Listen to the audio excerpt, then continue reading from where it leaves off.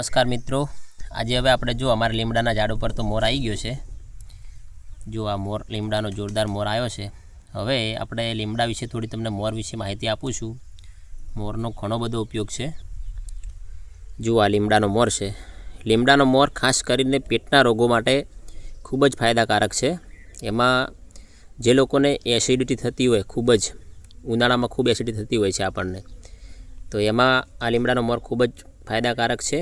બીજું ગેસ થતો હોય, એમાં પણ કબજિયાત થતી હોય, એના નિવારણ માટે પણ તમે લીમડાનો મોર પી શકો છો અને એનો ઉપયોગ કરી શકો છો। બીજી તમને એક ખાસ વાત કરું લીમડાના મોરની, તો ચામડીના રોગોમાં ખૂબ જ ફાયદાકારક છે।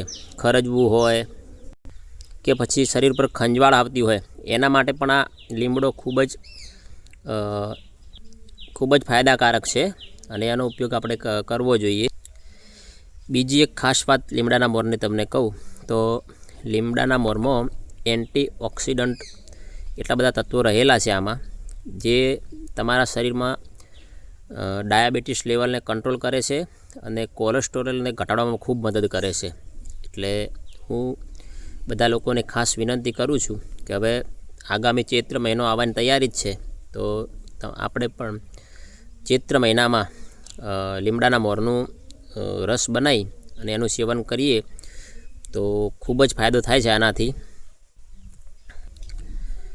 લોહીના શુદ્ધિકરણ માટે ખૂબ જ ઉપયોગી છે આ લીમડાનો રસ।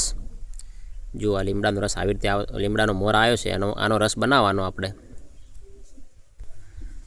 બ્લડ શુગર જેને હોય એના માટે પણ ખૂબ જ ફાયદાકારક છે આ લીમડાનો મોર। તો બધા ચૈત્ર મહિનો આવે છે તો ચૈત્ર મહિનામાં ખાસ મોરનો ઉપયોગ કરજો।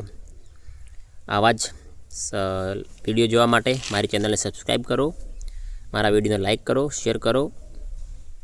જય માતાજી, ભારત માતા કી જય।